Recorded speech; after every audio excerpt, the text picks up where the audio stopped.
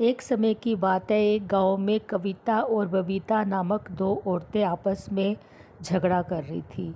झगड़े का मुख्य कारण छोटा बच्चा था जो कि कविता की गोद में था। बबीता बोल रही थी कि ये मेरा बच्चा है और कविता बोल रही थी ये मेरा बच्चा है।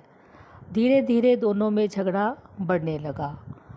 इन दोनों का शोर सुनकर गांव के सब लोग इकट्ठा हो गए। तभी एक बुजुर्ग व्यक्ति सामने आए और उन्होंने दोनों को ये सलाह दी कि जिसका भी बच्चा है वो कसम खाकर बोल दे कि ये मेरा बच्चा है, तो ये झगड़ा अभी इसी वक्त ख़त्म हो जाएगा। तब कविता ने बोला, मैं कसम खाती हूँ ये मेरा बच्चा है। लेकिन बबीता ने बच्चे के सिर पर हाथ रखकर बोला, देखिए मैं इसके सिर पर हाथ रखकर बोलती हूँ ये बच्चा मेरा है। लेकिन इस तरह से भी झगड़े का कोई निर्णय नहीं हो पाया और झगड़ा बढ़ने लगा। किसी को कुछ समझ नहीं आ रहा था कि इस झगड़े को कैसे सुलझाया जाए। तभी वहाँ से ऋषि गौतम गुजर रहे थे।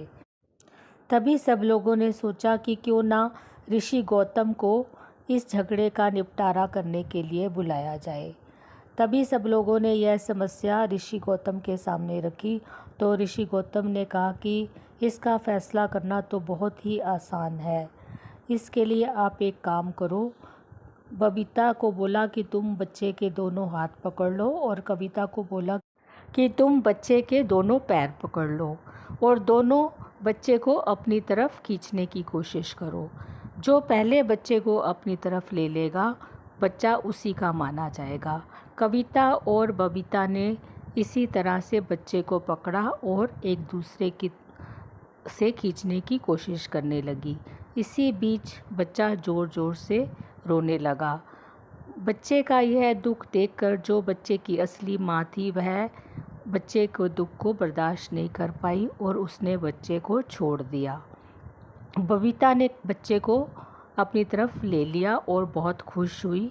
लेकिन कविता अपने मुंह पर हाथ रखकर ज़ोर ज़ोर से रोने लगी, क्योंकि वह तो बच्चे का दर्द ही बर्दाश्त नहीं कर पा रही थी। कविता ज़ोर ज़ोर से रोने लगी और बबीता ने बच्चे को लिया और अपने रास्ते चल पड़ी। तभी ऋषि गौतम ने बबीता को रोका और बोला, ठहरो, यह बच्चा कविता का है। बबीता ने कहा, ये कैसे मुनिवर? अभी तो आपने बोला था कि जिसकी तरफ बच्चा पहले आ जाएगा वही उसकी असली माँ होगी। तो मैंने बच्चे को पहले अपनी तरफ खींचा है, तो मैं ही इसकी असली माँ हूँ।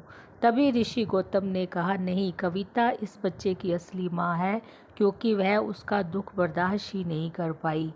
तो तुम बच्चा कविता को दे दो। इस तरह से ऋषि गौतम ने बच्चे को उसकी असली माँ के पास पहुँचा दिया और गांव वाले यह देखकर बहुत ही प्रसन्न हुए। बच्चा अपनी माँ के पास खुशी खुशी रहने लगा। So this is all for today. Thank you so much for watching the video.